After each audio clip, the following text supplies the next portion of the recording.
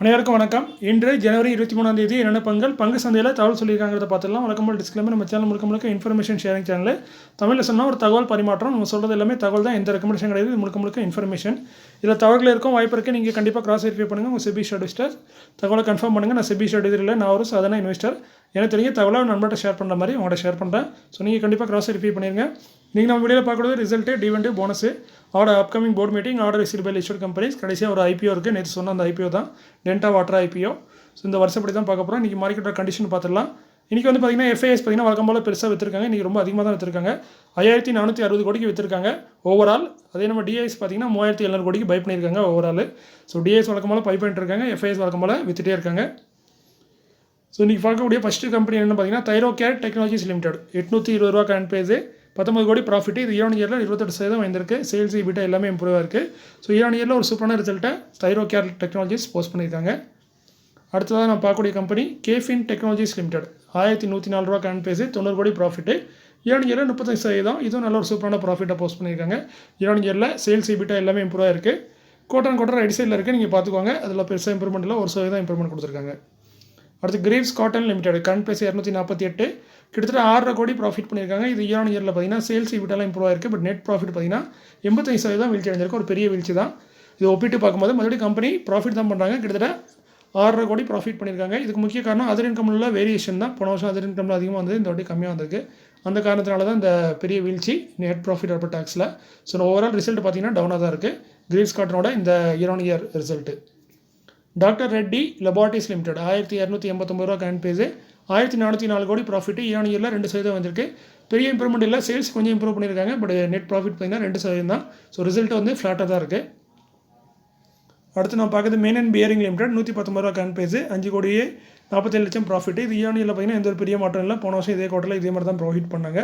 So இயர்லையும் பார்த்தீங்கன்னா net profit வந்து எந்த மாற்றமும் இல்லை, பட் சேல்ஸ் இம்ப்ரூவ் ஆயிருக்கு. ஸோ ரிசல்ட் வந்து ஃப்ளாட்டாக தான் இருக்குது, ஏன்னா நெட் ப்ராஃபிட் எதுவும் பெருசாக உயரல. அடுத்ததாக பார்க்குறது உஜ்ஜீவன் ஸ்மால் ஃபைனான்ஸ் பேங்க். 34 ரூபா கரண்ட் பேஸ், 109 கோடி ப்ராஃபிட். இயர்ல பார்த்தீங்கன்னா 64% வீழ்ச்சி அடைஞ்சிருக்கு net profit after tax. Sales improve பண்ணியிருக்காங்க 8%. பட் நெட் ப்ராஃபிட் பார்த்தீங்கன்னா 64% வீழ்ச்சி அடைஞ்சிருக்கு. இதுக்கு காரணம் பார்த்தீங்கன்னா ஃபைனான்சிங் மார்ஜின் வந்து நெகட்டிவில் போயிருக்கு. ஸோ அதனால தான் காரணம். ஸோ ரொம்ப குறைஞ்சிருக்கு அந்த ஒரு காரணம். ஸோ ரிசல்ட் பார்த்தீங்கன்னா டவுனாக தான் இருக்குது, ரொம்ப டவுனாக இருக்குது. அதுமாதிரி கிராஸ் NPA பார்த்தீங்கன்னா 2.52 இருந்தது போன குவார்ட்டரில், இப்போ 2.68 உயர்ந்திருக்கு. நெட் NPAல எந்த மாற்றமும் இல்லை.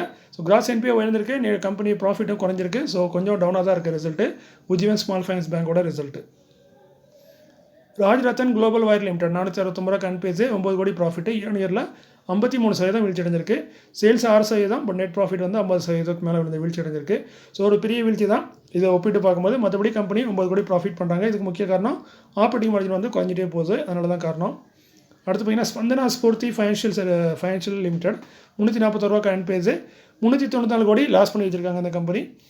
போன குவார்ட்டரில் பார்த்தீங்கன்னா 204 கோடி ப்ராஃபிட் லாஸ் பண்ணாங்க. இதை வந்து 394. ஸோ லாஸ் வந்து அதிகரிச்சிருக்கு, கொஞ்சம் வருத்தமான விஷயம் தான். சேல்ஸ் EBITDA எல்லாமே டவுனாக இருக்குது. ஸோ ரிசல்ட் வந்து ரொம்ப டவுனாக இருக்குது. கம்பெனி லாஸில் போயிருக்காங்க, கொஞ்சம் வருத்தமான விஷயம். UltraTech cement limited. 11,421 ரூபா கரண்ட் பேஸ், 1474 கோடி ப்ராஃபிட். இயர்ல பார்த்தீங்கன்னா 17% வீழ்ச்சி அடைஞ்சிருக்கு net profit after tax. So result year மட்டும் பார்க்கும்போது டவுனாக இருக்குது. அடுத்து நான் பார்க்குறது Zee entertainment enterprises limited. Current base பார்த்தீங்கன்னா 121, 164 கோடி ப்ராஃபிட். இயர்ல சேல்ஸ் வந்து 3% வீழ்ச்சி அடைஞ்சிருக்கு. But net profit after tax பார்த்தீங்கன்னா 180% வந்திருக்கு. ஸோ இயர் நெட் ப்ராஃபிட்டை மட்டும் பார்க்கும்போது நல்ல ஒரு எக்ஸலண்ட்டான ரிசல்ட்டு ஜி என்டர்டெயின்மெண்ட் போஸ்ட் பண்ணியிருக்காங்க. அதே குவார்ட்டரில் பார்த்தா வீழ்ச்சி அடைஞ்சிருக்கு. Comfort Intech limited. Current base 12, 4 கோடி ப்ராஃபிட் பண்ணியிருக்காங்க. இயர்ல பார்த்தீங்கன்னா 18% வீழ்ச்சி அடைஞ்சிருக்கு net profit after tax. Sales EBITDA எல்லாம் இம்ப்ரூவ் ஆயிருக்கு, பட் நெட் ப்ராஃபிட் மட்டும் ஒரு பெரிய வீழ்ச்சி. ஸோ ரிசல்ட் வந்து டவுனாக தான் இருக்குது இந்த ஸ்டாக்கோட ரிசல்ட்டு நெட் ப்ராஃபிட்டை மட்டும் பார்க்கும்போது. அடுத்து நம்ம பார்க்குறது தேஜஸ் நெட்வொர்க் லிமிடெட். 1096 ரூபா கரண்ட் பேஸ், 166 கோடி ப்ராஃபிட்டு. இயர்ல பார்த்தீங்கன்னா 469% வந்திருக்கு. ஸோ இயர்ல பார்த்தீங்கன்னா இந்த ரிசல்ட் வந்து அப்படியே நல்ல சூப்பரான ரிசல்ட். ஏன்னா போன வருஷம் இதே குவார்ட்டர்லாம் லாஸ் பண்ணியிருந்தாங்க, இப்போ அப்படியே ப்ராஃபிட் வந்திருக்காங்க. பட் குவார்ட்டர் ஒப்பிட்டு பார்க்கும்போது, கடந்த செப்டம்பர் ஒப்பிட்டு பார்க்கும்போது வீழ்ச்சி அடைஞ்சிருக்கு net profit after tax. But year மட்டும் பார்த்தா ஒரு எக்ஸலண்ட்டான ரிசல்ட்டு தேஜஸ் நெட்வொர்க் வந்து போஸ்ட் பண்ணியிருக்காங்க. அடுத்தது நான் பார்க்குறது Hindustan petroleum corporation limited. HPCL. 362 ரூபா கரண்ட் பேஸ், 2544 கோடி ப்ராஃபிட்டு. இயர்ல 257% வந்திருக்கு. ஸோ இயர்ல ஒரு எக்ஸலண்ட்டான ரிசல்ட்டு. பட் சேல்ஸ் பார்த்தீங்கன்னா எந்த ஒரு பெரிய மாற்றம் இல்லை, கொஞ்சமாக குறைஞ்சிருக்கு. பட் நெட் ப்ராஃபிட் மட்டும் நல்லா உயர்ந்திருக்கு. இதுக்கு முக்கிய காரணம் ஆப்ரேட்டிங் மார்ஜின் வந்து இன்க்ரீஸ் ஆயிருக்கு. ஸோ நல்ல ஒரு எக்ஸலண்ட்டான ரிசல்ட்டை இந்துஸ்தான் பெட்ரோலியம் கார்பரேஷனும் போஸ்ட் பண்ணியிருக்காங்க. சிஎன்ட் லிமிடெட் 1755 ரூபா கரண்ட் பேஸ் 128 கோடி ப்ராஃபிட்டு. இயரில் சேல்ஸ் 6% வந்திருக்கு. நெட் ப்ராஃபிட் பார்த்தீங்கன்னா 16% வீழ்ச்சி அடைஞ்சிருக்கு. ஆப்ரேட்டிங் மார்ஜின் குறைஞ்சதே இதுக்கு காரணம். ஸோ ரிசல்ட்டு டவுனாக இருக்குது சிஎன்ட் லிமிடெடோட ரிசல்ட்டு. பிடிலைட் இண்டஸ்ட்ரீஸ் லிமிடெட் 2910 ரூபா கரண்ட் பேஸ் 557 கோடி ப்ராஃபிட்டு. இயரில் சேல்ஸ் 8%, நெட் ப்ராஃபிட் பார்த்தீங்கன்னா 9%. ஸோ ஓரளவுக்கு ஓகேவான ரிசல்ட்டை போஸ்ட் பண்ணியிருக்காங்க நம்ம Pidilite industries. LKP securities limited 26 ரூபா கரண்ட் பேஸ் 2 கோடி கிட்ட ப்ராஃபிட் பண்ணியிருக்காங்க. இது இயரில் பார்த்தீங்கன்னா சேல்ஸ் 3%, கோட்டா நெட் ப்ராஃபிட் பார்த்தீங்கன்னா 9% வந்திருக்கு. ஸோ ஓரளவுக்கு ஓகேவான ரிசல்ட் தான் இவங்களும் போஸ்ட் பண்ணியிருக்காங்க எல்கேபி செக்யூரிட்டிஸ். இது இயரில் குவார்டரில் அப்படியே வீழ்ச்சி அடைஞ்சிருக்கு.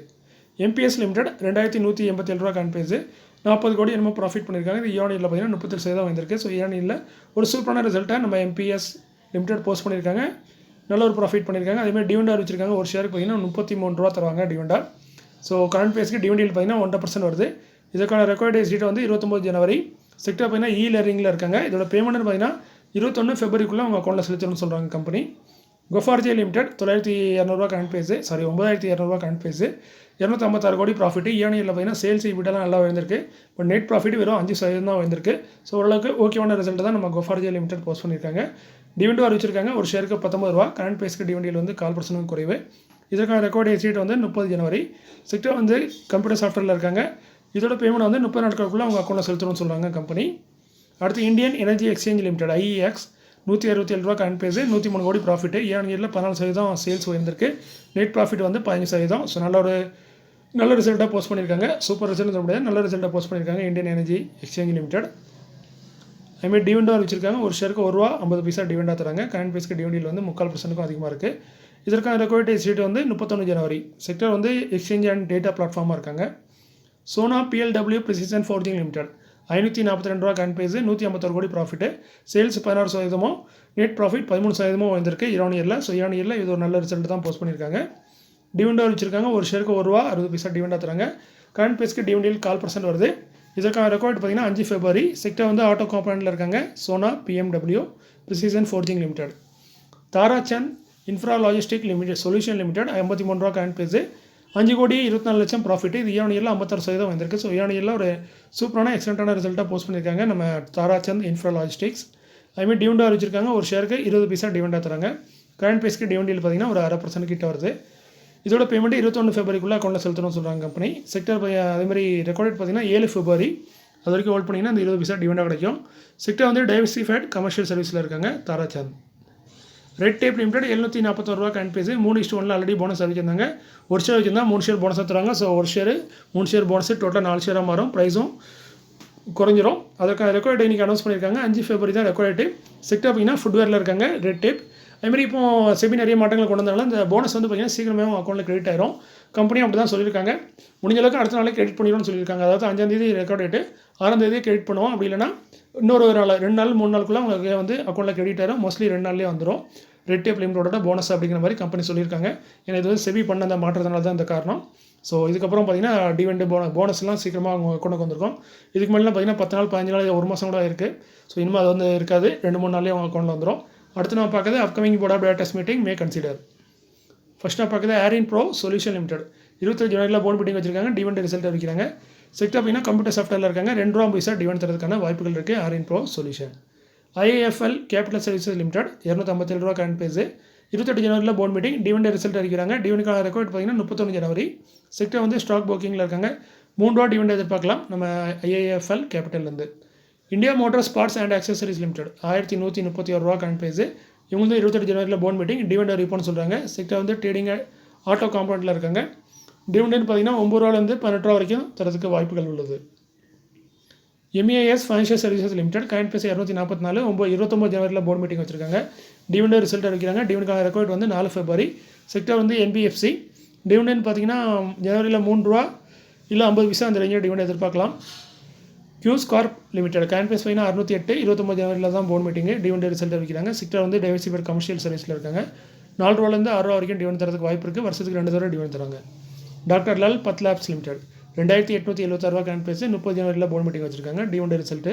செக்டர் பார்த்தீங்கன்னா ஹெல்த் கேர் சர்வீஸ் ப்ரொவைடராக இருக்காங்க. 6 ரூபா டிவிடெண்ட் எதிர்பார்க்கலாம்.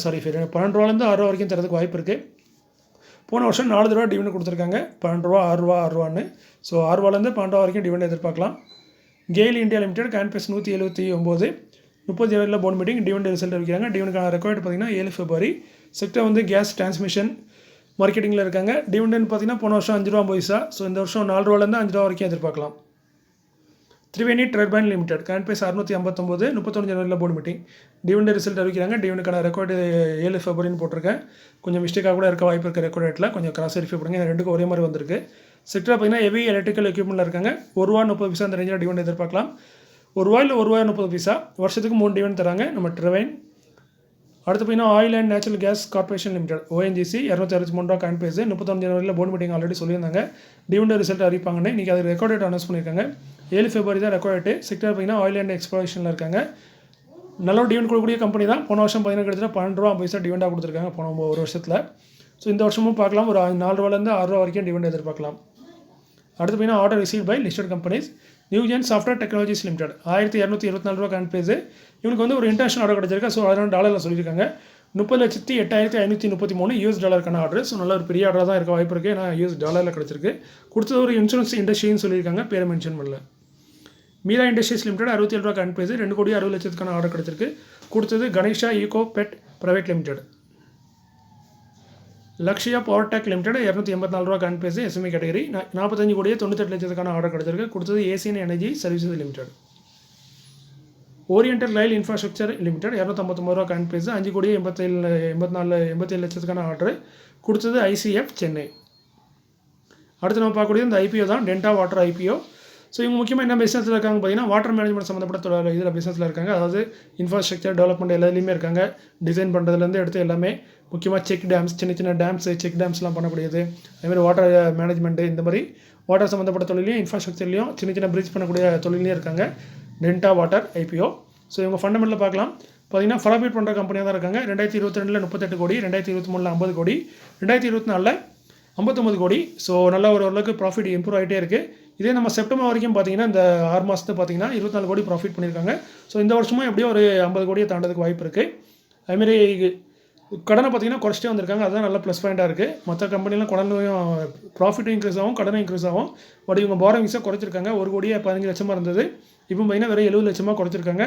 அசெட் கூடிட்டு இருக்கு. ரெவன்யூ பார்த்தீங்கன்னா 98 கோடி வரைக்கும் பண்ணுறாங்க இந்த செப்டம்பர் வரைக்கும். ஸோ ரெவன்யூ இன்க்ரீஸ் ஆகிட்டு இருக்கு, அசெட்டும் இன்க்ரீஸ் ஆகிட்டு இருக்கு, நெட்ஒர்த்தும் இன்க்ரீஸ் ஆகிட்டு இருக்கு, ரிசர்வ் அண்ட் சர்ப்ளஸும் இன்க்ரீஸ் ஆகுது. பாரோவிங்ஸாக குறைச்சிருக்காங்க. எதெல்லாம் குறைக்கணுமோ அதை குறைச்சிருக்காங்க, எதை கூட்டணுமோ அதை கூட்டியிருக்காங்க. ஸோ நல்ல ஒரு ஃபண்டமெண்டலாக இருக்க மாதிரி தான் தெரியுது கம்பெனியோட ஃபண்டமெண்டல். அதுமாரி ஓப்பன் ஆகுது பார்த்தீங்கன்னா நேற்று ஓப்பன் ஆகிட்டு க்ளோஸ் ஆகிறது பார்த்தீங்கன்னா நாளைக்கு க்ளோஸ் ஆகுது. 24 ஜனவரியில் க்ளோஸ் ஆகுது. ஸோ இன்னமும் உங்களுக்கு டைம் இருக்குது. ஸோ நீங்கள் உங்கள் ஃபைனான்ஷியல் அட்வைஸ் கேட்டுக்கோங்க. நாளைக்கு வரைக்கும் டைம் இருக்குது. ஸோ நேற்று ஓப்பன் ஆயிருக்கு, நாளைக்கு வரைக்கும் இருக்குது. இஷ்யூ ப்ரைஸ் பார்த்தீங்கன்னா 279 ரூபா, மேக்ஸிமம் பார்த்தீங்கன்னா 294 ரூபா. ஸோ மேக்ஸிமம் தான் பெரும்பாலும் ஆல் அவுட் ஆகும். ஸோ 294 ரூபா நீங்கள் ஒரு ஷேருக்கு தர மாதிரி இருக்கும். அப்படி உங்களுக்கு அலாட்மெண்ட் ஆகலைன்னா 28ஆம் தேதி உங்களுக்கு ரீஃபண்ட் பண்ணிடுவாங்க. 29ஆம் தேதி லிஸ்ட் பண்ணுறாங்க. ஸோ 2-3-4 நாள்லேயே உங்களுக்கு லிஸ்ட் ஆயிரும். 29ஆம் தேதி லிஸ்ட் ஆகுது. IPO சைஸ்ன்னு பார்த்தீங்கன்னா 220 கோடியே 50 லட்சம். எல்லாமே ஃப்ரெஷ் இஷ்யூ தான். யாருமே ஆஃபர் ஃபார் சேல் பண்ணல. ஸோ புதுசாக ஷேர் இஷ்யூ பண்ணுறாங்க. ஸோ 220 கோடிக்கும் இஷ்யூ பண்ணுறாங்க. இதோட ஃபேஸ் வேல்யூ 10 ரூபா. ஒரு லாட் பார்த்தீங்கன்னா 50 ஷேர் பை பண்ணுற மாதிரி இருக்கும். ஒரு லாட்டோட அமௌண்ட் பார்த்தீங்கன்னா 14,700 ரூபா. ஸோ நீங்கள் ஒரு அமௌண்ட்டுக்கு ஒரு IPO ஒரு லாட் IPO அப்ளை பண்ணுறீங்கன்னா 14,700 ரூபா உங்கள் அக்கௌண்ட்டில் இருக்கணும். ஸோ இதோட கிரே மார்க்கெட் ப்ரீமியம் பார்த்தீங்கன்னா நல்லா தான் இருக்குது. கிட்டத்தட்ட 46% வரைக்கும் இருக்குது இன்றைக்கி டேட் வரைக்கும். பட் இன்னும் 2 நாள் முன்னாடிலாம் பார்த்தீங்கன்னா 50-56 வரைக்கும்லாம் இருந்துச்சு. ஸோ இந்த IPO நேற்று ஓப்பன் ஆச்சு. நேற்றுலேருந்து கொஞ்சம் குறைஞ்சிருக்கு, இன்றைக்கும் கொஞ்சம் குறைஞ்சிருக்கு கிரே மார்க்கெட் ப்ரீமியம். ஸோ நாளைக்கு எப்படி இருக்குங்கிறது தெரியாது. ஸோ கடந்த 2 நாளில் IPO வந்து கிரே மார்க்கெட் ப்ரீமியம் குறைஞ்சிட்டே இருக்குது. பட் சப்ஸ்கிரிப்ஷன் நல்ல லெவலில் இருக்குது. ரீட்டெயிலாம் பார்த்தீங்கன்னா 40% இன்னும் 40 மடங்காக என்னமோ சப்ஸ்கிரிப்ஷன் ஆயிருக்கு. ஸோ சப்ஸ்கிரிப்ஷனில் வச்சு பார்க்கும்போது நல்ல ஒரு சப்ஸ்கிரிப்ஷன்லாம் இருக்குது. ஸோ நல்ல ஒரு லிஸ்டிங் எனக்கு கொடுக்க வாய்ப்பு இருக்க மாதிரி தான் தெரியுது கிரே மார்க்கெட் ப்ரீமியத்தை பார்க்கும்போது. எதுக்கும் உங்கள் ஃபைனான்ஷியல் அட்வைஸ் கேட்டுக்கோங்க. ஸோ இன்றைக்கி இந்த காலையில் இதோட முடிய போகுது. அதுமாதிரி நேற்று நம்ம வீடியோக்கு நிறைய பேர் லைக் பண்ணியிருந்தாங்க, நிறைய டிஸ்லைக்கும் பண்ணியிருந்தாங்க. வழக்கத்து மாதிரி நேற்று டிஸ்லைக் வந்துருந்துச்சு. ஸோ டிஸ்லைக் பண்ணுற நம்பர்களாக இருந்தீங்கன்னா உங்களோட ஒரே சின்ன ரிக்வஸ்ட் தான். லைக் பண்ணுறது டிஸ்லைக் பண்ணுறது உங்கள் தனிப்பட்ட விருப்பம் தான். பட் டிஸ்லைக் பண்ணிட்டீங்கன்னா ஒருத்தங்க இது வந்து ஒரு காமெடி சேனலோ இல்லை ஒரு விலாகோ கிடையாது, உட்காந்து டைம் பாஸ் பண்ணிட்டு போகிறதுக்கு. இதுக்குன்னு உட்காந்து டேட்டா எடுத்து போகிறதுக்கே ஒரு பெரிய கிட்டத்தட்ட 3-4 மணி நேரம் ஆகும். நீங்கள் இந்த வீடியோ பார்த்துட்டு இந்த வீடியோவில் இருக்கிறது அப்படியே நீங்கள் ஒரு பெண்ணை வச்சு ஒரு பேப்பரில் எழுதினா கூட உங்களுக்கு 1/2 மணி நேரத்துக்கு மேலே ஆகும். ஸோ இதை எடிட் பண்ணி வீடியோ ரெக்கார்ட் பண்ணி போடணுன்னா எப்படி குறைஞ்சது 3-4 மணி நேரம் ஆகுது. அதான் டெய்லி நம்ம வீடியோ போடுறோம். ஸோ நீங்கள் என்கரேஜ் பண்ணாலும் பரவாயில்ல, டிஸ்லைக் பண்ணுங்கள், அது உங்கள் விருப்பம். பட் பண்ணிட்டீங்கன்னா அது முடிஞ்சால் அதுக்கு ஒரு காரணத்தையும் போட்டுருங்க. இந்த காரணத்துக்காக டிஸ்லைக் பண்ணணுன்னு கமெண்ட்டில் ஒரு சின்னதாக ஒரு டைப் பண்ணிட்டு விட்டுருவீங்க. ஏன்னா லைக் பண்ணதுக்கு காரணம் சொல்ல வேண்டிய அவசியம் இல்லை. பிடிச்சிருக்குன்னு பிடிக்கலன்னா அதுக்கு ஒரு காரணம் சொல்லுவீங்கன்னா அது முடிஞ்சால் திருத்தியில் பார்க்கலாம், முடியலன்னா அப்படியே விட்டுடலாம். ஸோ அது உங்கள் விருப்பம் தான். Like dislike